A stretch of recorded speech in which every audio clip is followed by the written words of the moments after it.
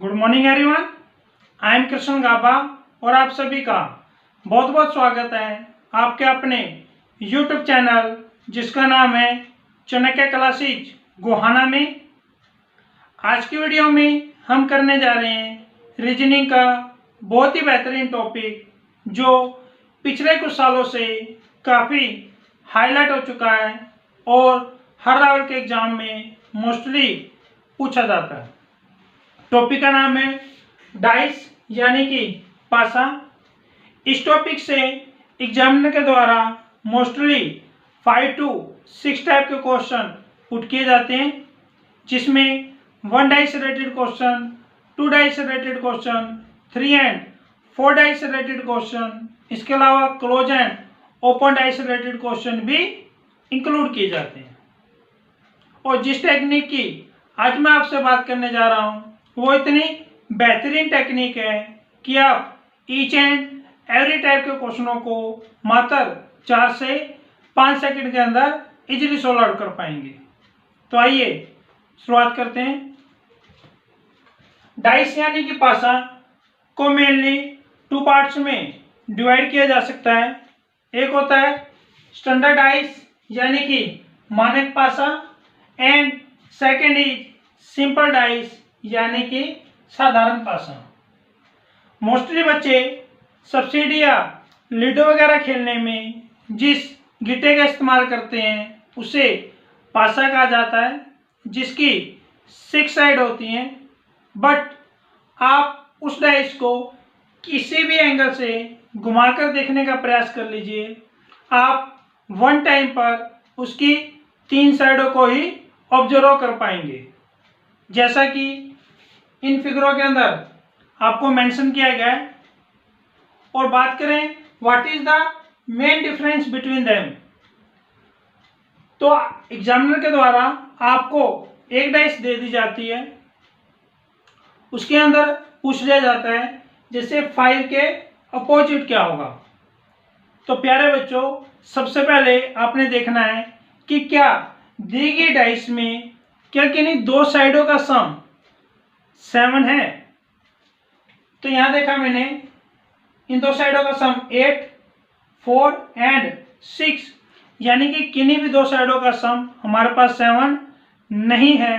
तो यह पहचान होती है हमारी स्टैंडर्ड डाइस की, यानी कि मानक पासे की। स्टैंडर्ड डाइस में क्या होता है कि अपोजिट साइडों का सम ऑलवेज 7 होगा। अपोजिट साइड मीन्स अगर ऊपर 5 होगा तो टॉप पर है तो बॉटम में क्या होगा, तो 5 टॉप पर है तो बॉटम में होगा 2, तभी तो दोनों का एडिशन 7 हो पाएगा। तो यहां देखिए, यदि 1 इधर है तो 1 के अपोजिट क्या होगा 6 एंड 4, 3 के opposite 4। This is the right answer of this question. Examiner किसी भी वैल्यू के अपोजिट कुछ भी पूछ ले हमसे तो हम इजीली बता पाएंगे कि किसके अपोजिट क्या नंबर होगा।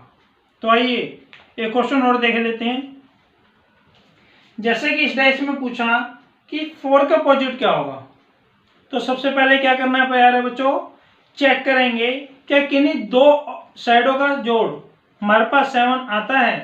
तो हमने चेक किया 11, 9 एंड 10, यानी कि किन्हीं भी 2 साइडों का सम हमारे पास 7 नहीं है। तो यह पहचान होती है स्टैंडर्ड डाइस की, और स्टैंडर्ड डाइस में ऑलवेज अपोजिट साइडों का सम ऑलवेज 7 होगा। तो यहाँ पर देखिए, तो 4 के अपोजिट क्या होने वाला हमारे पास 3, 5 के अपोजिट 2 और 6 के अपोजिट 1। किसी भी वैल्यू के अपोजिट कुछ भी पूछा जाए तो हम इजीली बता पाएंगे। इसके बाद देखिए इस डाइस को क्या इसमें किसी 2 साइडों का सम 7 है। तो हमने चेक किया कि इन 2 साइडों का सम हमारे पास क्या है 7। तो यह पहचान होती है प्यारे बच्चों सिंपल डाइस की। सिंपल डाइस में अपोजिट साइडों का सम 7 नहीं होता। तो होगा क्या, तो ऐसे केस में यहां पर देखिए हम अच्छी तरह जानते हैं कि हमारी 6 साइड होती हैं डाइस में, यानी कि 6 नंबर होंगे।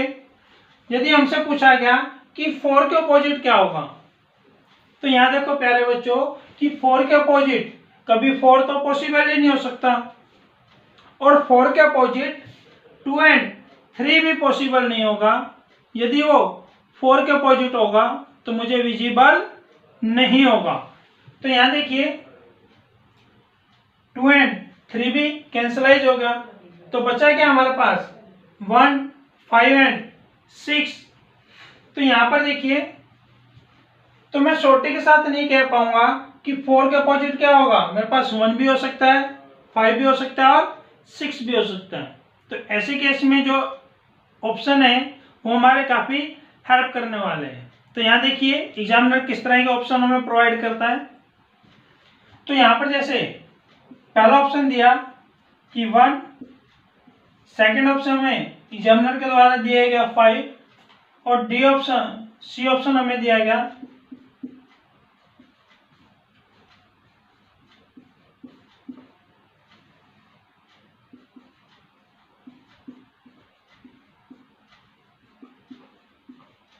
निर्धारित नहीं कर सकते, यानी कि वी कैन नॉट डिटरमाइन, हम डिसाइड ही नहीं कर पाएंगे। एंड 4 ऑप्शन हमारे पास नो, यानी कि इनमें से कोई नहीं। तो यहाँ देखो कि 4 के अपोजिट कुछ ना कुछ तो था, बट मैं श्योर नहीं था कि क्या होगा। 1 भी हो सकता है, 5 भी हो सकता है, 6 भी हो सकता है। तो ऐसे केस में यदि हमारे पास ये ऑप्शन दिया गया है कि निर्धारित नहीं कर सकते, तो हमारा क्या होगा, राइट आंसर सी हो जाएगा। और यदि हमारे ये भी ऑप्शन में दिया गया है और हमें दिया जाए 1 या 5 या 6, तो आंसर ये तो निश्चित था कि 4 का अपोजिट कुछ ना कुछ तो है। 1 भी हो सकता है या 5 भी हो सकता है या 6 भी हो सकता है। तो ऐसे केस में ए हमारा राइट आंसर हो जाएगा कंपैरिजन द सी के। यदि ऐसा कोई ऑप्शन हमें नहीं दिया गया तो हमें किस पर जाना है प्यारे बच्चों, निर्धारित नहीं कर सकते। We can not determine, we can not decide, हम डिसाइड ही नहीं कर पाएंगे कि 4 के अपोजिट क्या होगा। तो इसके आगे बात करते हैं। यहाँ से हमारे फर्स्ट 1 डाइस रिलेटेड क्वेश्चन समाप्त हो जाते हैं। इसके बाद हम आगे बात करते हैं 2 डाइस रिलेटेड क्वेश्चनों की। तो आइए उन्हें भी देखते हैं। देखिए 2 डाइस रिलेटेड क्वेश्चनों को, इसके अंदर एग्जामिनर हमें 2 डाइस प्रोवाइड करता है और कुछ इस तरह का क्वेश्चन पुट कर देते हैं, जैसे दिए गए पासों में 5 के विपरीत क्या होगा। यानी कि हमसे पूछा गया है कि 5 के अपोजिट क्या होगा। इन 2 डाइस हमें दी गई है।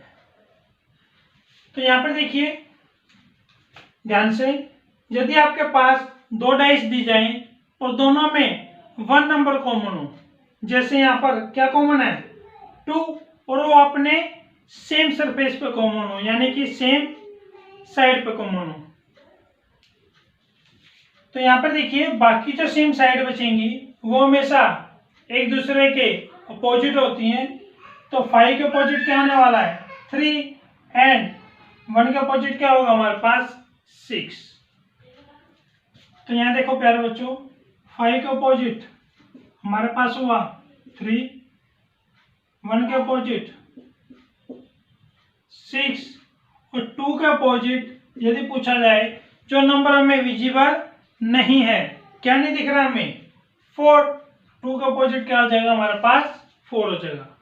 तो कुछ भी हमसे पूछा जाए तो हम इजीली बता पाएंगे।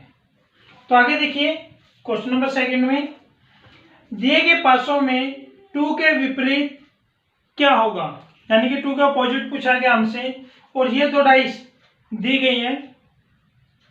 तो ध्यान से देखिए, यदि आपके पास 2 डाइस दी जाए और दोनों में 2 नंबर कॉमन हो, जैसे यहाँ पर क्या कॉमन है हमारे पास 6, 3, 6, 3, और बाकी इसके अलावा जो बचेंगे नंबर वो हमेशा एक दूसरे के अपोजिट होंगे और 100% होंगे। तो हमसे पूछा गया 2 का अपोजिट, तो प्यारे बच्चों 2 का अपोजिट क्या बचेगा हमारे पास 4, तो हम इजीली बता पाएंगे कि 2 का अपोजिट क्या हमारे पास 4।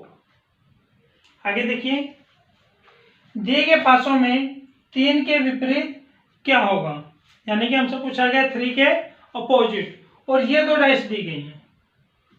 यदि हमें 2 डाइस दी जाए और दोनों में 1 नंबर कॉमन हो, तो क्या कॉमन है यहाँ पर 2, और वो अपने सेम सरफेस पर कॉमन ना हो, तो ऐसे केस में क्या करेंगे, तो आपने क्या करना है कि जो दोनों में नंबर कॉमन है वो लिख लेंगे, थोड़ा सा एरो का निशान बनाएंगे। तो किसी भी डाइस को पहले ले सकते हैं, तो जैसे 2 लिखा मैंने मेंशन किया, तो 2 से क्लॉकवाइज रोटेशन लेंगे और देखेंगे कि कौन से नंबर पहले आ रहे हैं। तो 2 को जब मैंने क्लॉकवाइज एनालाइज किया, तो 2 के बाद क्या आएगा 5, उसके बाद क्या आएगा 3, तो थोड़ा सा गैप रखने के बाद 5 एंड 3 रख देंगे। इसके बाद देखिए, इस 2 के क्लॉकवाइज घुमाऊंगा तो 1 के बाद क्या आएगा हमारे पास 6, तो ये 2 दोबारा लिखना है, 1 और 1 के बाद क्या है हमारे पास 6। तो यहाँ पर देखिए, पूरी की पूरी डाइस हमारे पास ओपन होके आ चुकी है, जिसके अंदर 5 का अपोजिट 1 होगा, 3 का अपोजिट 6 होगा। यदि 2 का अपोजिट पूछा जाए, जो नंबर विजिबल नहीं है, क्या 4, तो हमारे पास क्या हो जाएगा 4 हो जाएगा। Right answer of this question. देखिए कुछ और बेहतरीन क्वेश्चन। एग्जाम का लेवल जब टफ बना दिया जाएगा, तो इस तरह के क्वेश्चनों से आपका सामना होगा। जैसे दिए गए पासों में 2 के विपरीत क्या होगा, यानी कि एग्जामिनर आपको 4 डाइस देता है, कभी 4 देता है, कभी 3 दे देगा आपको, और आपसे पूछेगा कि 2 का अपोजिट क्या होगा। जो भी हमने 2 डाइस में मेथड सीखे थे, तो सभी का इस्तेमाल करते हुए किसी भी मेथड का इस्तेमाल कीजिए, आप क्वेश्चन का आंसर इजीली दे पाएंगे। इसके अलावा एक और बहुत ही सिंपल मेथड सीख लेते हैं। तो आइए, हमसे पूछा गया 2 का अपोजिट, तो यहाँ देखा मैंने जब फर्स्ट डाई को एनालाइज किया, तो 2 के साथ मुझे क्या विजिबल है 4 एंड 6, यानी कि यदि 4 और 6 2 के अपोजिट होते तो मुझे नहीं दिखने चाहिए थे। तो यहाँ से ये बात तो तय होगी कि 4 एंड 6 2 के अपोजिट नहीं हो सकते।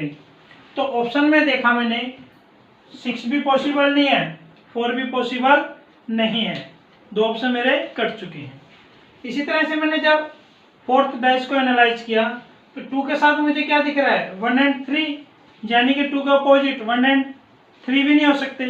तो जो मेरा बी आंसर था 3 वाला, वो भी क्या हो जाएगा कैंसिलाइज हो जाएगा। तो आंसर हमारे पास क्या आएगा डी, यानी कि 5 is the right answer of this question. इसके अलावा और देखते हैं क्वेश्चन जो हमने मेथड सीखे थे 2 डाइस में।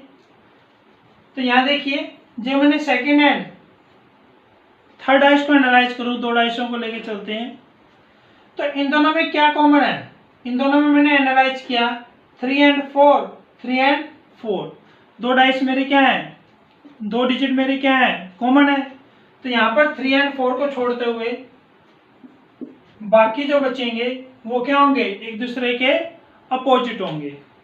तो 2 का अपोजिट 5 हम इजीली यहाँ भी बता पाएंगे। इसके अलावा अगर मैं बात करूँ दूसरे मेथड की, तो जब मैंने फर्स्ट एंड थर्ड डाइस को एनालाइज किया, तो दोनों में कॉमन देखेंगे। तो जब मैंने दोनों में कॉमन देखा, तो दोनों में क्या कॉमन है 4, और 4 अपने सेम प्लेस पे कॉमन है। तो हमें सीख चुके हैं कि जब 2 डाइस के अंदर 1 डिजिट कॉमन हो और वो अपने सेम प्लेस पर कॉमन हो, तो बाकी जो सेम प्लेस होते हैं वो क्या होंगे, एक दूसरे के हमेशा अपोजिट होंगे। तो हम बता पाएंगे कि 3 का अपोजिट क्या होगा 6, और 2 का अपोजिट हमारे पास क्या होगा 5। तो this is the right answer of this question. इसके अलावा अगर मैं बात करूं थर्ड मेथड की, तो थर्ड मेथड में जैसे हम थर्ड एंड फोर्थ को ले लेते हैं। थर्ड एंड फोर्थ में कॉमन क्या है, मेरे पास 3 कॉमन है, तो 3 यहाँ लिखेंगे। इसके बाद क्लॉकवाइज एनालाइज करेंगे तो 4 एंड 5 आएगा, थोड़ा सा गैप देते हुए 4 एंड 5 मेंशन करेंगे। तो सेकेंड डाइस के कॉमन नंबर को लेंगे 3 को, फिर वही क्लॉकवाइज एनालाइज करेंगे तो क्या आएगा 1 एंड 2, तो 1 थोड़ा सा गैप देके 2 मेंशन करेंगे।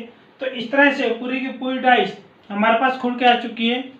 तो हम इजीली बता पाएंगे कि 2 के अपोजिट क्या हो जाएगा हमारे पास 5। जैसे कि हमने देखा एक बिल्कुल सिंपल मेथड, और जो हमने सेकेंड डाइस में 2 डाइस के मेथड सीखे थे, तो हमने तीनों का इस्तेमाल करते हुए, यानी कि किसी भी एक डाइस का इस्तेमाल करके आप इजीली बता पाओगे कि इस क्वेश्चन का आंसर क्या हो सकता है। आई होप कि आपको अच्छे से समझ में आया होगा। इसके बाद देखते हैं अगला क्वेश्चन।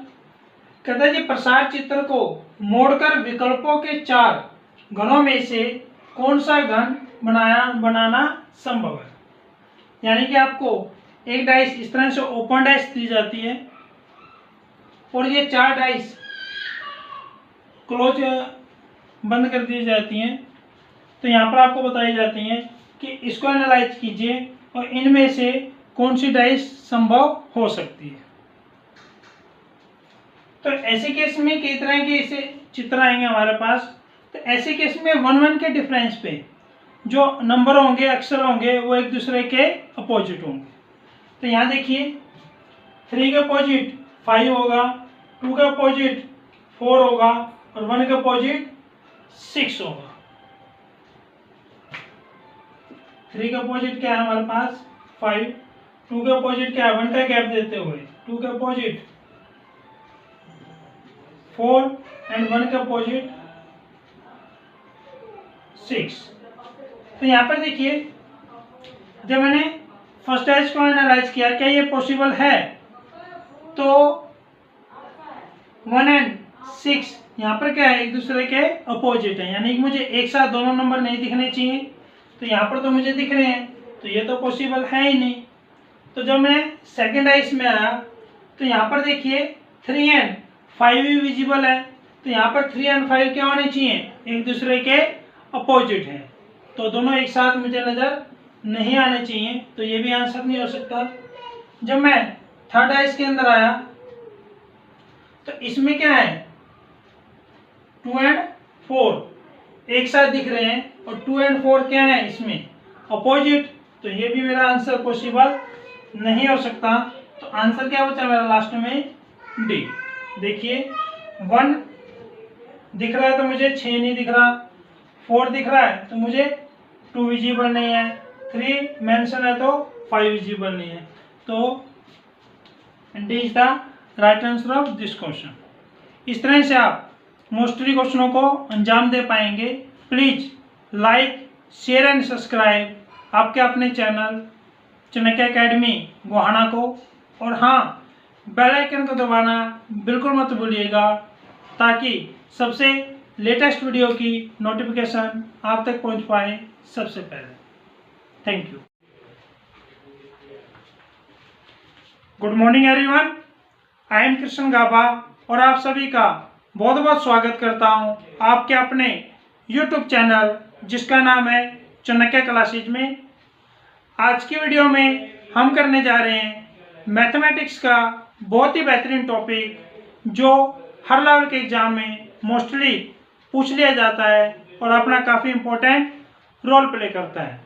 तो टॉपिक का नाम है इंडिसेस एंड सर्ट्स, यानी कि घातांक और करनी।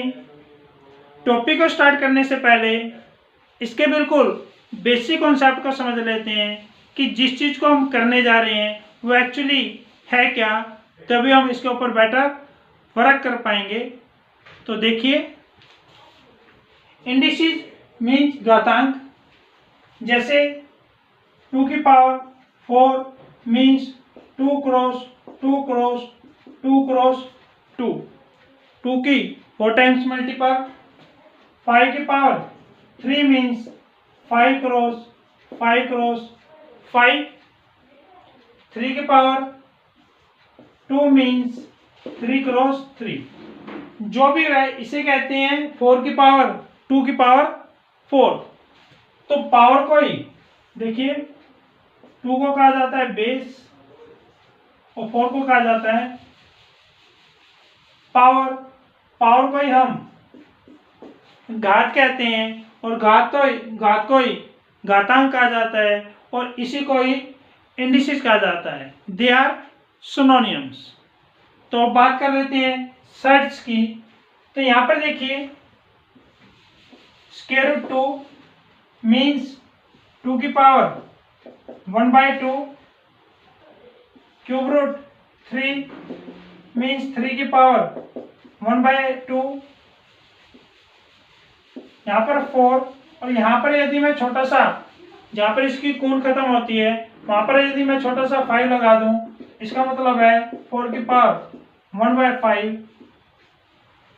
जो भी वैल्यूज इस फॉर्म में दी होंगी वो हमारी सर्ट्स कहलाएंगी और जो वैल्यू इस फॉर्म में दी होंगी वो हमारे इंडिसेस कहलाएंगे। ये तो हुई बिल्कुल बेसिक बात।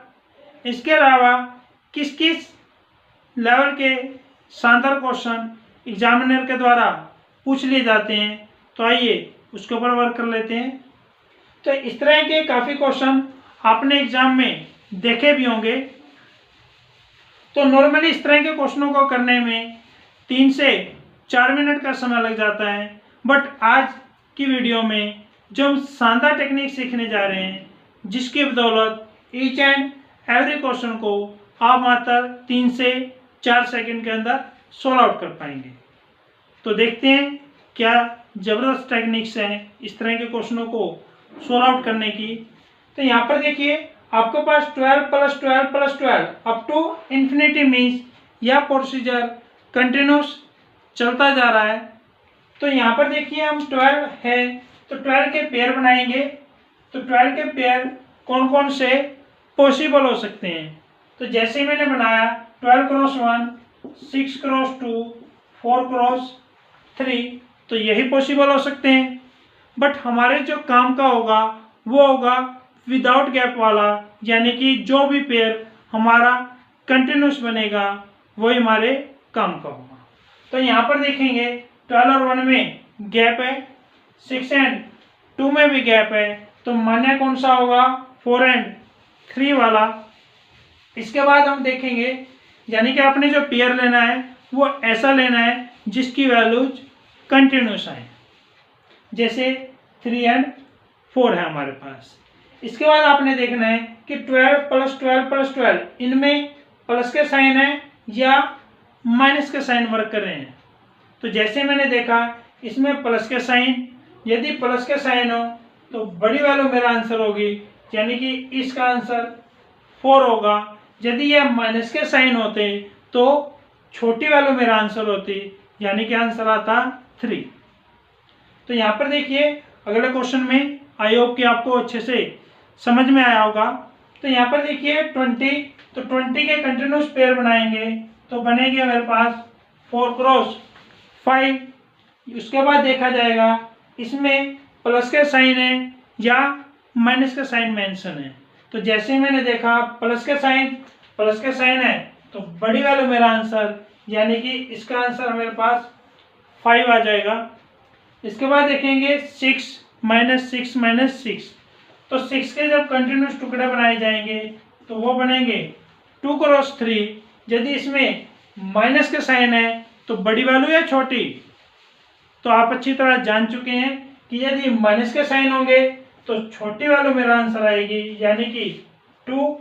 यदि प्लस के साइन होते तो बड़ी वैल्यू आंसर है। तो इसी तरह से 42 के बनाए जाएंगे तो 6 × 7, अगर माइनस के साइन है तो छोटी वाला मेरा आंसर आएगी, यानी कि आंसर आएगा 6। इस टेक्निक के द्वारा आप सभी क्वेश्चनों को इजीली सॉल्व आउट कर पाएंगे। यह तो ही टाइप 1 की बात। अब हम बात करते हैं टाइप 2 के क्वेश्चनों की। तो टाइप 2 में भी सेम दिखने वाले क्वेश्चन होते हैं, बट यह टाइप बहुत ही डिफरेंस है टाइप 1 से। यदि एग्जाम का लेवल काफ़ी हाई कर दिया जाता है तो आपसे इस टाइप से क्वेश्चन पुट किए जाएंगे यदि एग्जाम का लेवल नॉर्मल रखा जाता है तो यहाँ से क्वेश्चन पुट होंगे। तो यहाँ पर देखिए डिफरेंस कैसे है ये। तो जैसे ही मैं 15 के अगर पेयर बनाना चाहूँगा तो यह बनेंगे 3 क्रॉस 5, 21 के, 23 के, 23 क्रॉस 1, 48 के, 8 क्रॉस 6। तो यहाँ पर देखिए इसके जो पेयर हमें प्राप्त हो रहे हैं यह जिनमें गैप है, यानी कि इस तरह के क्वेश्चनों के कंटिन्यूस पेयर कभी नहीं बनेंगे।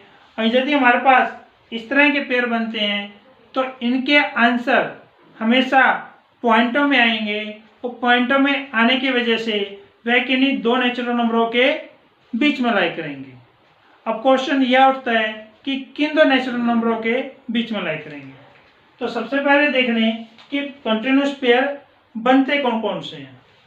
तो यहाँ पर देखिए 1 2 3 4 5 6 7 8 9 10।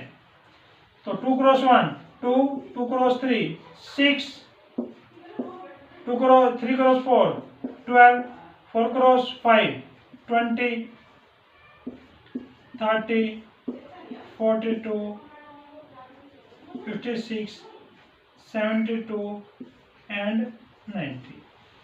तो ये मेरे कंटिन्यूस पेयर बनेंगे। तो उसके बाद देखना आपने कि 15 प्लस 15 प्लस 15, यानी कि 15 से में प्लस का साइन है तो 15 से बड़ी वैल्यू मेरा आंसर आएगी, यानी कि 15 से बड़ी यहाँ पर देखेंगे तो 20 है, 30 है, 42 है। बट 15 से जस्ट बड़ा क्या है 20, और 20 किसके कॉम्बिनेशन से बनता है 4 एंड 5 के कॉम्बिनेशन से। तो इसके जो आंसर आएंगे वो 4 एंड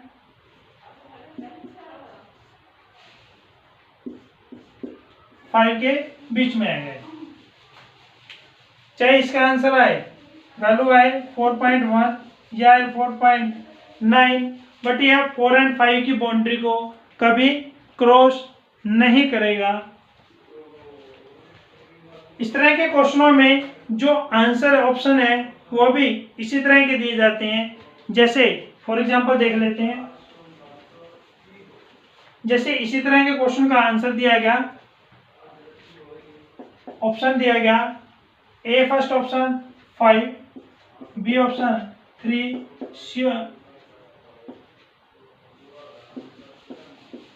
5 से बड़ी है, सी ऑप्शन 2 एंड 3 के बीच में, और डी ऑप्शन 4 एंड 5 के बीच में। तो हमारा क्या आंसर आएगा 4 एंड 5 के बीच में। तो answer D is the right answer this question. तो यहाँ पर देखिए 23 माइनस 23 माइनस 23, यानी कि 23 से डाउन देखा जाएगा, यानी कि छोटी वैल्यू देखी जाएगी। तो 23 से जस्ट छोटी कौन सी है 20, और 20 किसके कॉम्बिनेशन से बनती है 4 एंड 5 के कॉम्बिनेशन से। तो इसका आंसर भी यही होने वाला है। इसके बाद देखिए 48 माइनस 48 माइनस 48, तो 48 माइनस है तो 48 से डाउन आएंगे, और 48 से छोटी वैल्यू कौन सी है 42, और 42 किसके कॉम्बिनेशन से बनती है 6 एंड 7 के कॉम्बिनेशन से। तो इसका जो आंसर आएगा बच्चों वो आएगा 6 एंड 7 के बीच में। आई होप कि आपको अच्छे से समझ आ गया होगा। तो आइए देखते हैं इसके अलावा कौन सी और बेहतरीन टेक्निक्स हैं, टाइप्स हैं जो एग्जामिनर के द्वारा मोस्टली पूछ ली जाती हैं।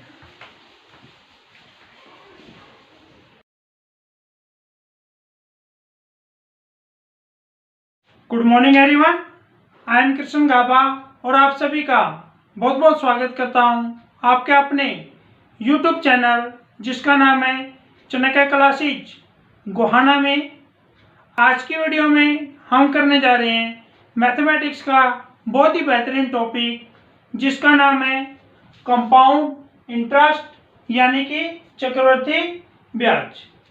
होता क्या है प्यारे बच्चों, जब भी हम कोई अमाउंट किसी व्यक्ति को कुछ ब्याज पर देते हैं और यह अमाउंट कुछ % इंटरेस्ट पर और कुछ निश्चित समय के लिए दिया जाता है, और इसके बदले में जो हमें इंटरेस्ट प्राप्त होता है, जिस कंडीशन में इंटरेस्ट के ऊपर भी इंटरेस्ट लगना स्टार्ट हो जाए तो वो कहलाता है हमारा कंपाउंड इंटरेस्ट, यानी कि चक्रवर्ती ब्याज। आइए एक क्वेश्चन के द्वारा इस चीज को बेहतर सीखते हैं। जैसे 6,000 रुपये का 5% वार्षिक ब्याज की दर से 2 वर्ष का चक्रवर्ती ब्याज क्या होगा। इस तरह के क्वेश्चनों को करने में हम मोस्टली इस तरह के मेथडों का या इस तरह के मेथडों का इस्तेमाल करते हैं। आप किसी भी मेथड से इस क्वेश्चन को करने का प्रयास कर लीजिए, 1 से 2 मिनट लगने स्वाभाविक हैं। और जैसे ही क्वेश्चन का लेवल और इंक्रीज कर दिया जाए, यानी 2 इयर्स के बदले में 3 इयर्स पूछ लिया जाए या 4 इयर्स पूछ लिया जाए, तो किसी मेथड से करने का प्रयास करेंगे तो 2 से 3 मिनट लगने तय हैं। और जिस टेक्निक की आज मैं आपसे बात करने जा रहा हूँ वो इतनी बेहतरीन टेक्निक है कि आप अच्छे से अच्छे लेवल के क्वेश्चन को भी चुटकी बजाते 5 से 7 सेकंड के अंदर इजीली सॉल्व आउट कर पाएंगे। तो आइए शुरुआत करते हैं। तो जो शानदार टेक्निक है वो सिंपल एक छोटे से रेशो पर डिपेंड करेगी। आपको एक छोटा सा रेशो याद करना है और क्वेश्चन आपके इजीली सॉल्व आउट होता है नजर आएगा। तो यहाँ देखिए, यह 2 इयर्स के लिए पूछा गया है कंपाउंड इंटरेस्ट। तो 2 इयर्स के लिए आपने जो रेशो याद रखना है वो है 2:1। हाँ जी मात्र आपको 2:1 ही ध्यान में रखना है, याद रखना है। तो यहाँ देखिए 6,000 रुपये का 5%, तो 6,000 का यदि 5% निकालना है, यहाँ देखिए 6,000 का यदि मैं 10% निकालना चाहूँ तो एक जीरो हम हटा देते हैं, कितना आएगा 600, बटा में निकालना क्या है 5%, तो 600 का हाफ क्या हो जाएगा बच्चों 300, यानी कि 6,000 का 5% क्या होगा हमारे पास 300 रुपीज। तो आपको क्या करना है, जो ये इंटरेस्ट आया 300, इसी का ही 5% निकाल कर आगे लिख देना है। तो 300 का 5% कितना होगा 15 रुपीज। बस आपको करना क्या है, इनकी मल्टीपल करके एडिशन का ऐड कर देंगे। तो 2 की 300 से मल्टीपल करेंगे तो 600 प्लस 15 की 1 से मल्टीपल करेंगे तो 15, दोनों का ऐड करेंगे तो 615 रुपये आएगा, जो कि हमारा 2 साल का कंपाउंड इंटरेस्ट होगा। तो आइए एक और बेहतर क्वेश्चन के द्वारा इस चीज को और विस्तार से समझ लेते हैं।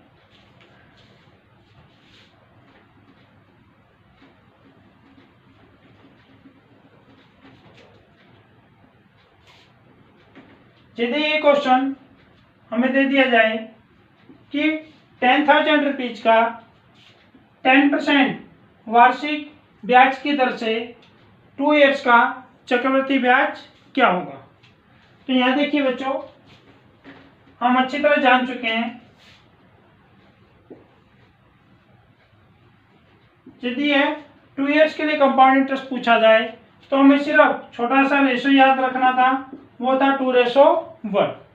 उसके बाद देखिए 10,000 का 10% कितना होगा 1,000, तो आप क्या करेंगे यहाँ पर 1,000 लिख देंगे और 1,000 का 10% निकालेंगे तो कितना आएगा 100, तो सिर्फ मल्टीपल करके क्या करेंगे ऐड कर देंगे।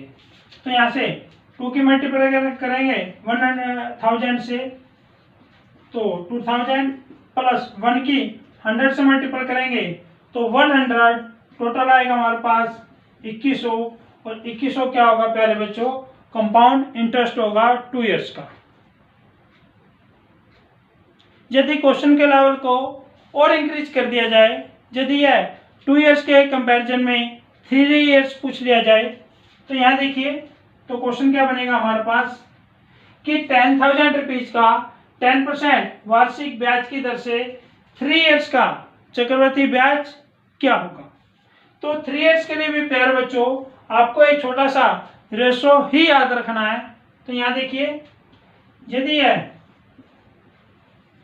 3 इयर्स के लिए पूछ लिया गया तो रेशो हमारा 3:3:1, ओनली 3:3:1।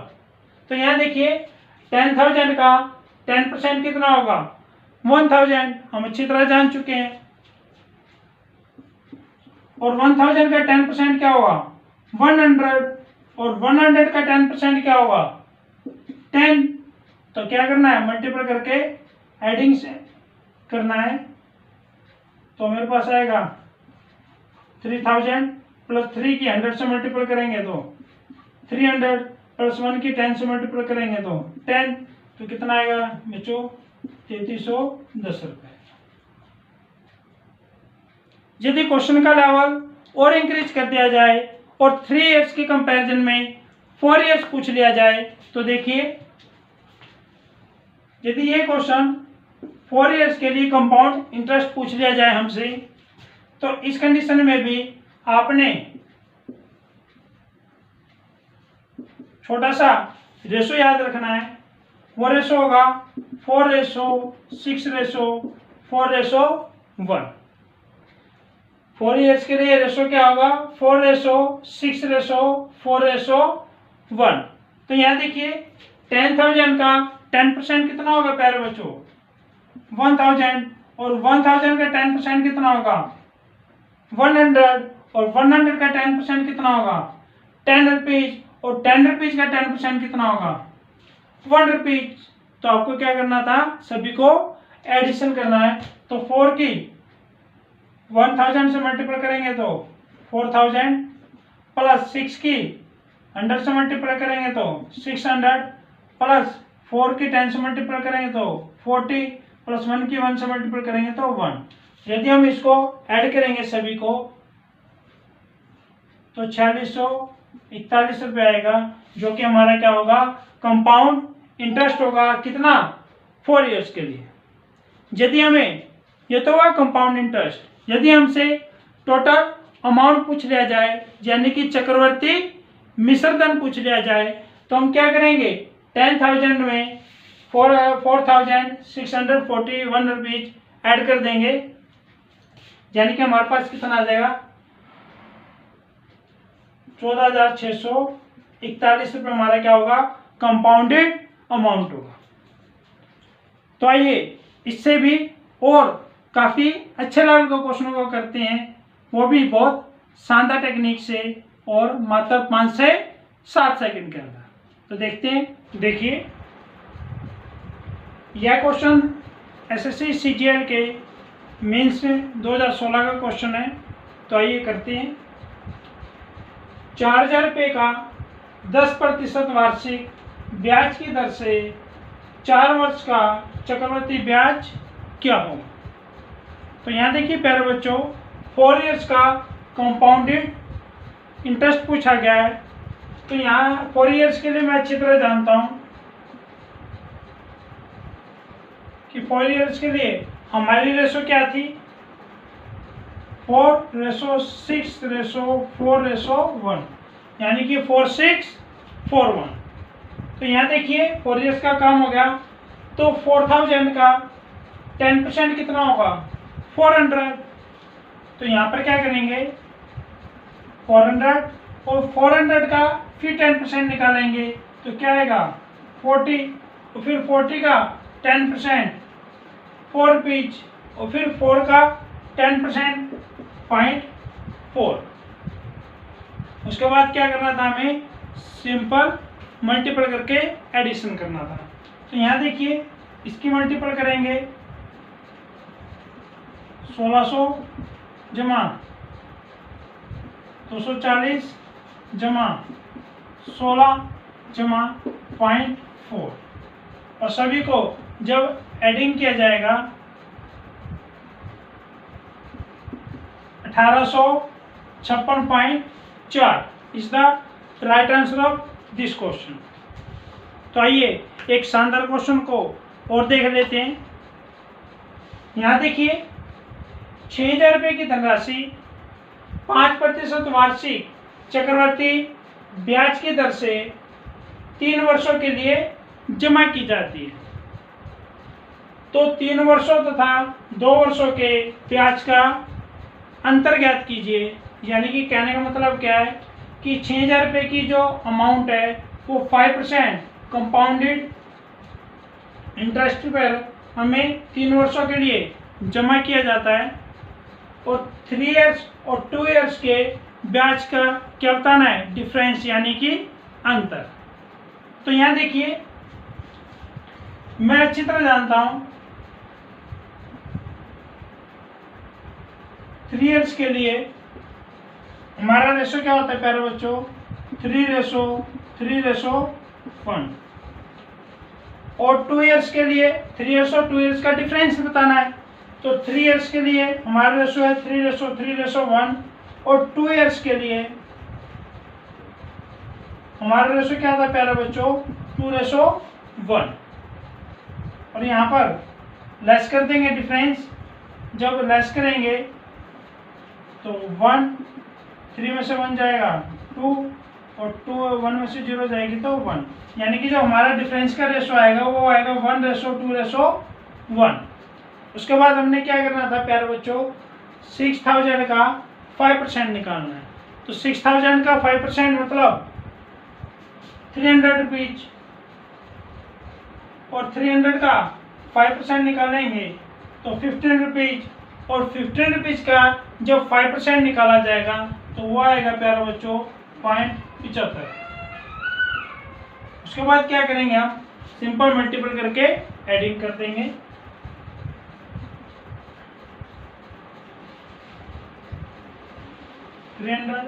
प्लस 30 प्लस 0.75, यानी कि हमारा जो आंसर आएगा वो 330.75 आएगा। Is the right answer this question. आप किसी भी ऑटोकैड मेथड से इस क्वेश्चन को करने का प्रयास कर लीजिए, आप इतना फास्ट कभी भी नहीं निकाल पाएंगे जो मेथड मैंने आपको बताया है। तो आइए और देखते हैं इससे भी काफ़ी शानदार क्वेश्चन।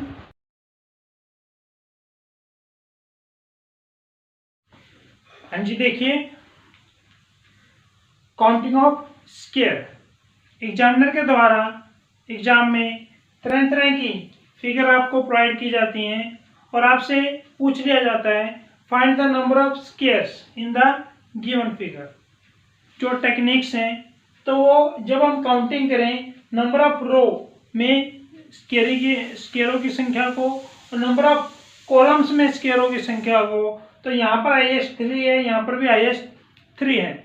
या जैसे मैं यहाँ पर काउंटिंग करूँ, इधर 4 है और इधर भी 4 है, तो यानी कि जब नंबर ऑफ स्क्वायर रो में एंड कॉलम में बिल्कुल सेम होंगे तो यहाँ पर अलग अलग मेथडों का यूज किया जाता है। पर जैसे ही number of row and number of columns में स्क्वायरों की संख्या में डिफरेंस आ जाता है, तो यहाँ पर वो रूल बिल्कुल ही चेंज हो जाते हैं। बट आज जिसमें शानदार टेक्निक की आपसे बात करने जा रहा हूँ, वो एक ऐसा मात्र शानदार टेक्निक्स है जो चाहे मेरे रो एंड कॉलम सेम हो या रो एंड कॉलम सेम ना हो तो सभी में अप्लाई हो जाता है। तो आइए सीखते हैं। तो यहाँ देखिए, नंबर ऑफ रो में हाईएस्ट स्क्वायर कितने हैं, 3, और नंबर ऑफ कॉलम्स में हाईएस्ट स्क्वायरों की संख्या कितनी है, 3।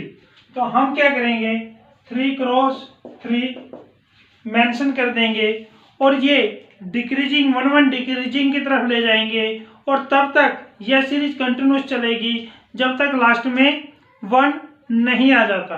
तो यहाँ पर देखिए 1 लेस करेंगे और फिर 1 लेस करेंगे, तो लास्ट में जैसे ही 1 आएगा तो ये सीरीज स्टॉप हो जाएगी, और फिर मल्टीपल करके एडिशन करना है। सिर्फ 3 क्रॉस में 3 9, 2 क्रॉस में 2 4, 1 क्रॉस में 1 1, एंड सभी को ऐड करेंगे तो 9 4 13 और 1 14, यानी कि 14 is the right answer of this question. देखिए यहाँ भी highest number of square 4, highest number of square 4। तो आपने बच्चों करना है क्या है प्यारे, तो 4 क्रॉस 4 और ये 1 1 डिक्रीजिंग की ओर लेके जाना है और तब तक जब तक लास्ट में 1 ना आ जाए।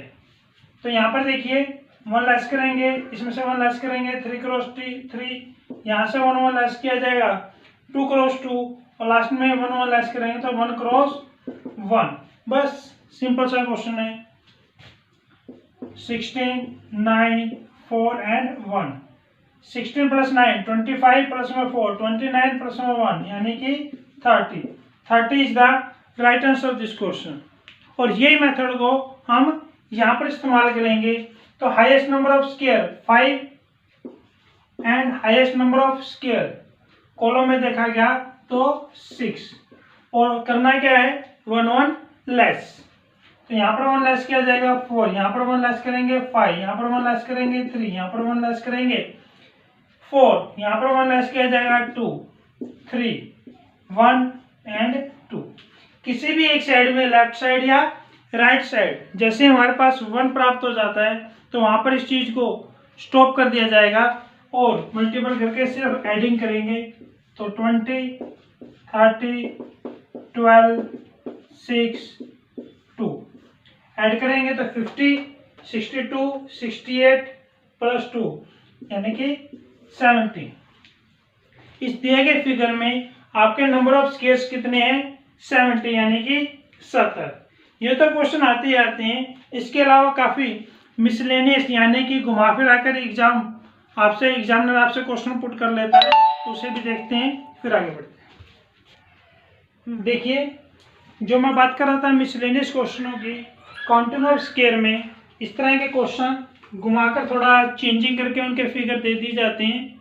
तो यहाँ पर आपको कहा जाता है कि find the number of squares in the given figure. तो यहाँ पर देखिए तो जो बेसिक पॉइंट है वो काफ़ी आपकी हेल्प करने वाले हैं इस तरह के क्वेश्चनों में।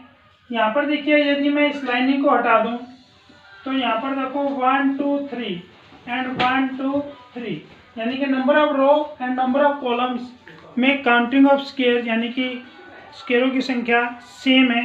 तो इसके लिए हमने शॉर्ट ट्रिक सीखी थी 3 क्रॉस 3, इसका हाईएस्ट नंबर और इसका हाईएस्ट नंबर। तो ये सीरीज तब तक हमने लेके चलनी है जब तक लास्ट में 1 ना आ जाए। तो यहाँ पर देखिए 2 क्रॉस 2 एंड 1 क्रॉस 1 1 लेस करते चलेंगे 9 4 1 और जब एडिशन किया जाएगा तो 14 यानी कि एक नज़र में हमने यह ज्ञात कर लिया शॉर्ट ट्रिक्स के द्वारा कि अंदर जो ये फिगर है इसके अंदर 14 आपके नंबर ऑफ स्क्वायर्स हैं। टोटल नंबर ऑफ स्क्वायर कितने हैं 14। इसके अलावा हमें जब एनालाइज करें तो 15 16 17 एंड 18 और 4 मेरे कॉर्नर रो पे स्क्वायर नंबर ऑफ स्क्वायर्स हैं। तो टोटल नंबर ऑफ स्क्वायर क्या हो जाएंगे 4 प्लस 14 तो कितने हो जाएंगे 18 is the right answer of this question. इसी तरह से अगर इस फिगर को एनालाइज किया जाए, यदि मैं इस बॉक्स को हटा दूं तो यहाँ पर देखिए 1 2 3 4 और इधर काउंटिंग की जाए 2 3 4। तो यहाँ पर देखिए इधर का नंबर ऑफ स्क्वायर एंड इधर का नंबर ऑफ स्क्वायर दोनों की काउंटिंग कितनी है सेम। तो इसके लिए शॉर्ट ट्रिक्स हम जानते हैं कि हाईएस्ट नंबर 4 हाईएस्ट नंबर 4। तो 4 क्रॉस 4 और 1 1 लेस करते जाएंगे जब तक लास्ट में 1 ना आ जाए हमारे पास। तो यहाँ पर देखो बच्चों 3 क्रॉस 3 2 क्रॉस 2 एंड 1 क्रॉस 1 और आपने करना क्या था इनको मल्टीपल करके एडिंग करना था। यहाँ पर देखिए 16 9 4 एंड 1 जब एडिंग किया गया था तो कितना आया था हमारे पास 30। तो 30 is the right answer this question. यानी कि यदि मैं इस बॉक्स को हटाकर बाकियों की काउंटिंग करूं तो यहाँ पर इसके अलावा यहाँ पर देखिए बॉक्स एक्स्ट्रा है तो बॉक्स की वजह से क्या इफेक्ट पड़ रहा है। तो यहाँ पर देखो 1 2 3 4 यानी कि नंबर ऑफ स्क्वायर एक ये 1 एक ये है 2 एक ये 3 एंड एक ये 4 और ये कंप्लीट भी हमारा बन रहा है, यानी कि बीच में एक बॉक्स आने की वजह से एडिंग कितने हो रहे हैं 5 नंबर ऑफ स्क्वायर्स। तो 5 यहाँ पर ऐड होंगे, एक्स्ट्रा बनेंगे, 5 यहाँ पर बनेंगे, 5 यहाँ पर बनेंगे और 5 भी यहाँ पर बनेंगे। तो टोटल नंबर ऑफ स्क्वायर हमारे कितने हो जाएंगे 20। तो 20 और एडिशन किया जाएगा तो टोटल नंबर ऑफ स्क्वायर दिए गए फिगर में कितने हो जाएंगे 50। तो यहाँ पर देखिए इसी तरह से यदि मैं बीच के बॉक्स को सेम लिया जाए तो यहाँ पर नंबर ऑफ स्क्वायर 1 2 3 एंड 4, यानी कि यहाँ पर देखो ध्यान से नंबर ऑफ स्क्वायर्स 1 ये 2 ये है 3 एंड 4 नंबर ऑफ स्क्वायर और एक कंप्लीट बनेगा तो कितने हो जाएंगे 5। तो बीच में कितने हैं 5 टोटल नंबर ऑफ स्क्वायर। इसको ऊपर वाले बॉक्स में देखेंगे तो 1 2 जब इसको लिया जाएगा यहाँ पर देखिए तो एक स्क्वायर यहाँ बनेगा, इसी तरह से एक स्क्वायर यहाँ भी बनेगा, एक स्क्वायर यहाँ भी बनेगा और एक स्क्वायर मेरा यहाँ भी बनेगा प्यारे बच्चों। तो 4 यहाँ पर बनेंगे और ए कंप्लीट ये आपको नजर आ रहा है तो कितने हैं 5। यदि 5 यहाँ पर और इसी तरह से 1 2 3 एंड 4, 5 ही ऊपर वाले पोर्शन से बनेंगे 5 + 5 + 5 यानी कि 15 हो जाएंगे मेरा राइट आंसर दिस क्वेश्चन। तो इस तरह के मिसलेनियस क्वेश्चनों को भी हम अंजाम दे पाएंगे। तो बढ़ते हैं आगे। देखिए काउंटिंग ऑफ ट्रायंगल।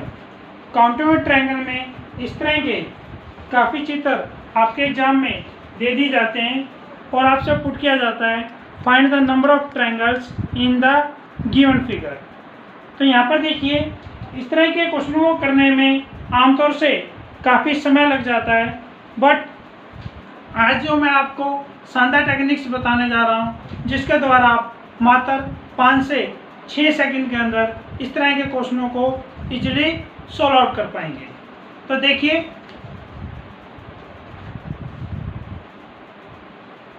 इस तरह के फिगर में यदि मैं बात करूं काउंटिंग ऑफ ट्रायंगल की तो मैंने नंबर दे दिए हैं 1 एंड 2। यहाँ पर देखिए जब मैं 1 को इंडिकेशन करूं तो यहाँ पर 1 ट्रायंगल बन रही है मेरी और सेकेंड नंबर से एनालाइज किया जाए तो एक ट्रायंगल ये जनरेट हो रही है और ये कंप्लीट दोनों के कॉम्बिनेशन से 1 ट्रायंगल और जनरेट हो रही है, यानी कि टोटल नंबर ऑफ ट्रायंगल कितनी बनेगी 1 एंड 2 3। तो यहाँ पर देखिए यहाँ से हमने जो सीखा जो शॉर्ट ट्रिक्स हम अप्लाई करेंगे given the number of visible triangle and then addition. तो दिए गए ट्रायंगलों को नंबरिंग दीजिए फिर उनको ऐड कर दीजिए तो आपके पास टोटल नंबर ऑफ ट्रायंगल्स आ जाएंगे। तो ये शॉर्ट ट्रिक्स हम यहाँ लगाएंगे given the number of visible triangle and then adding. तो 1 + 2 + 3 3 + 2 5 एंड 1 6। और इसी तरह से अगर शॉर्ट ट्रिक्स की मैं यहाँ पर बात करूँ वैसे तो काफ़ी टिपिकल है, तो शॉर्ट ट्रिक्स के द्वारा कैसे ये बहुत ही आसान हो जाएगा आपके लिए।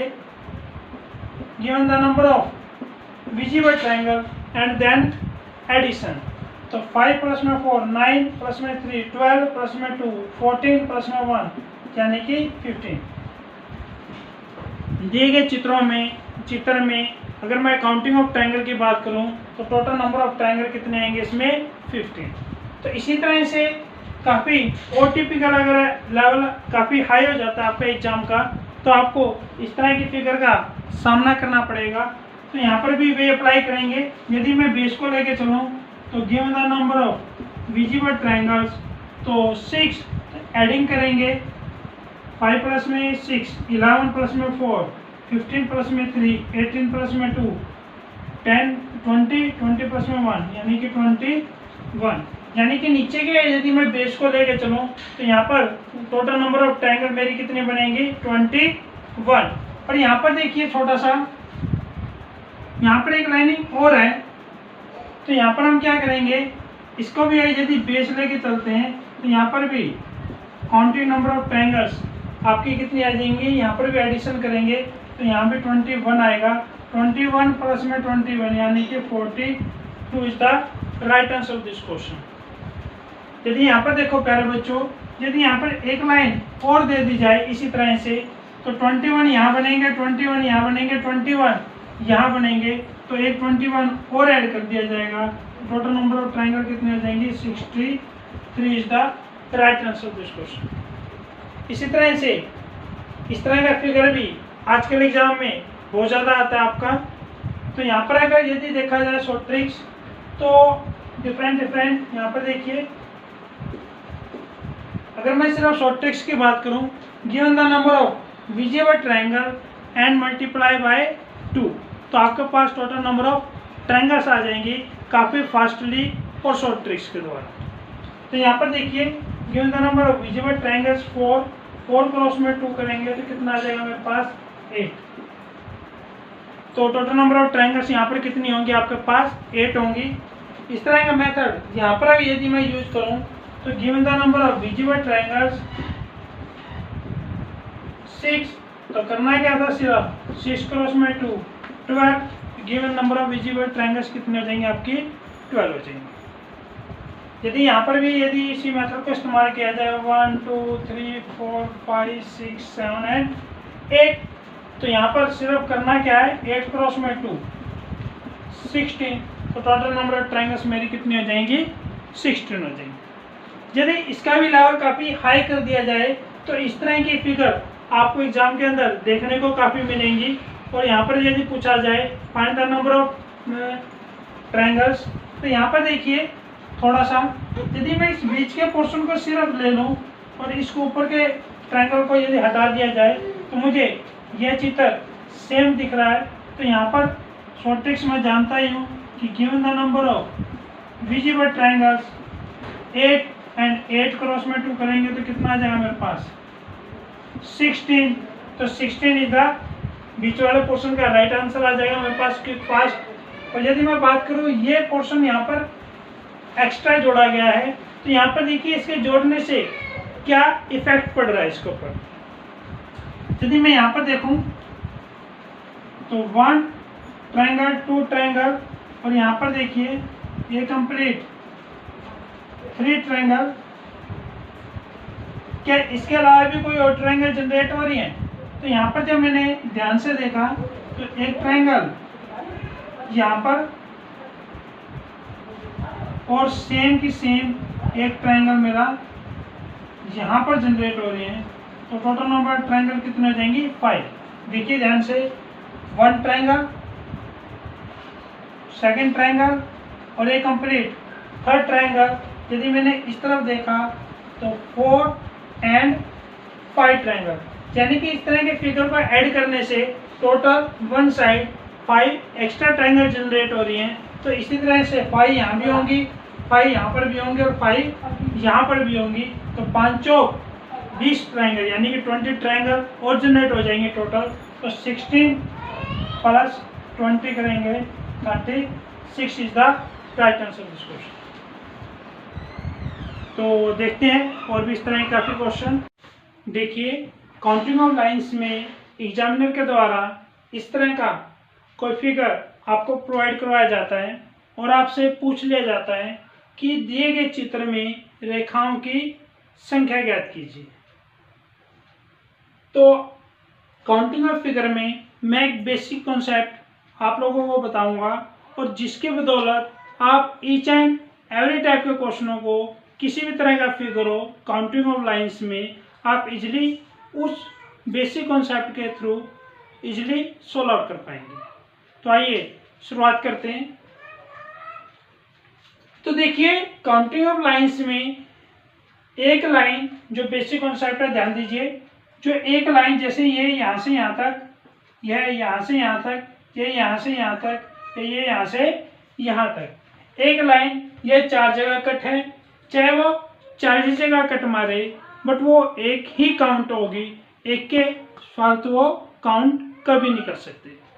तो यहाँ पर देखते हैं